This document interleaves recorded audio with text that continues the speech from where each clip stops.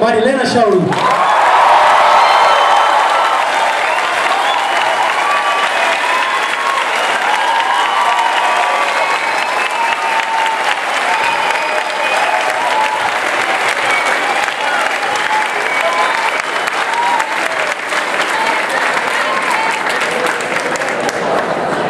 Era uma vez um faminto. Com essa frase, o pai de família, toda noite, em que a família toda estava reunida para jantar, contava aos filhos a história do faminto.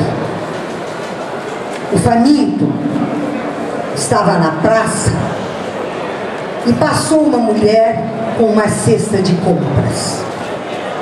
E caiu um pão.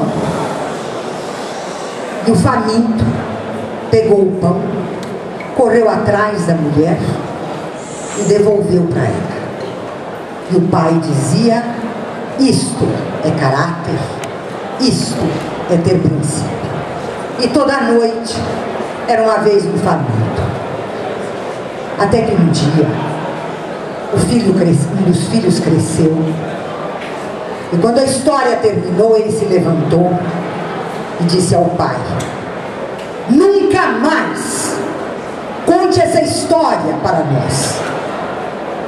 Porque diante dessa mesa farta, de quem faz 3 refeições por dia, fazer o elogio do faminto é uma indignidade obscena.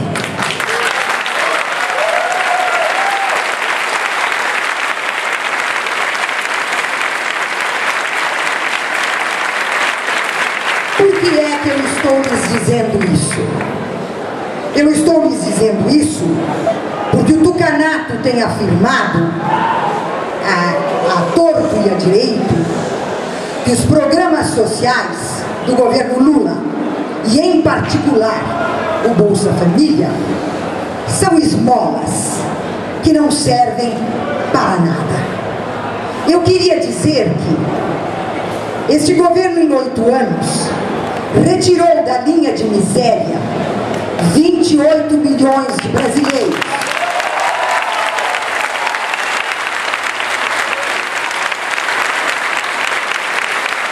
Retirou da linha de pobreza 32 milhões de brasileiros.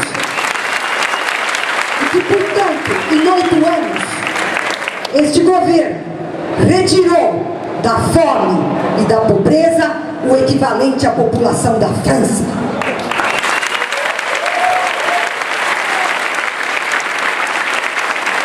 Mas é preciso dizer algo mais.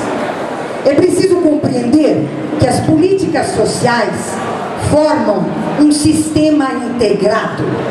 Elas não são formas fragmentadas de intervenção. Elas formam uma estrutura de ação política e social.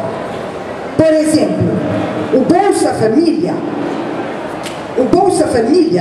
está integrado a uma ação que se tornou possível por causa das mulheres. Vocês sabem, o Bolsa Família é entregue às mulheres. E as mulheres descobriram, pouco a pouco, que havia uma sobra todo mês. E elas se reuniram em todos os municípios perdidos desse país, e elas decidiram que elas iam transformar essa sobra em alguma coisa. E esta sobra foi transformada nas cooperativas. Portanto, há um vínculo entre o Bolsa Família e a organização econômica sob a forma de cooperativas. Mas essas cooperativas não são apenas ligadas à operação do Bolsa Família. Elas se estendem através do Pronaf para a agricultura familiar autossustentada, também na forma cooperativada. Isso, entretanto, não se cumpre apenas através esta ação que se passa no plano econômico. Esta ação se completa graças ao Fundeb com o que é feito no plano da educação dos jovens com o PROEJA e no nível da educação do ensino fundamental. Há, portanto, uma conexão entre Bolsa Família, cooperativas, PRONAF, Fundeb e mais. Essa realização que implica, no caso, por exemplo, para a atividade cooperativada das mulheres e das famílias agricultoras, implica, por exemplo, a necessidade da eletricidade. E foi isso que o programa Luz para Todos fez, trazendo a luz para 80 milhões de brasileiros. E esse programa só faria sentido se as pessoas pudessem estar abrigadas. E foi para isso que surgiu o programa Minha Casa, Minha Vida. O que eu quero dizer a vocês é que se trata de uma integração, de um conjunto de ações no plano econômico, no plano social, no plano educacional. É isto que é feito. Eu costumo dizer que a revolução científica do século XVII aconteceu no momento em que Galileu pegou a luneta, que era o que todos os navegantes usavam para ver o mar, e ele simplesmente fez assim com a luneta e olhou o céu. E quando ele olhou o céu, a revolução científica começou. O que eu digo é que este governo mudou a direção do olhar do Brasil.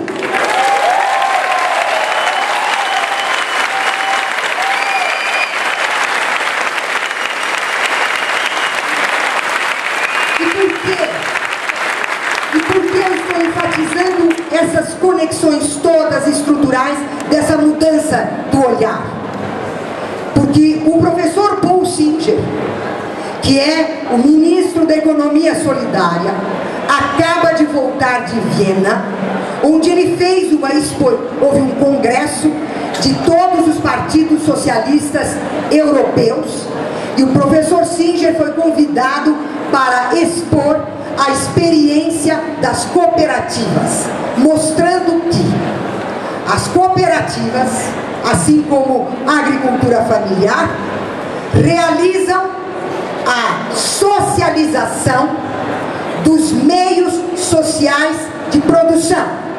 A propriedade privada é a propriedade de bens individuais, mas a propriedade coletiva é a propriedade dos meios de produção. Isto se chama revolução, companheiros.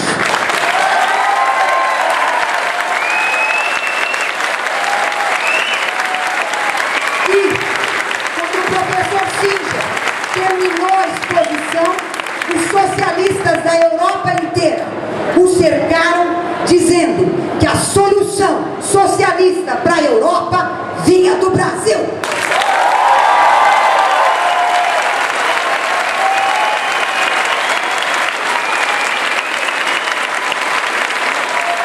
Portanto, companheiros, nós não estamos votando em qualquer coisa. Nós estamos votando o futuro desse país e a maneira pela qual a proposta socialista pode alcançar este país inteiro, toda a América Latina e a Europa. É nisso que nós estamos votando. Mas eu queria lhes dizer que há ainda um efeito colateral desse sistema, e é o efeito sobre as mulheres e a estrutura familiar.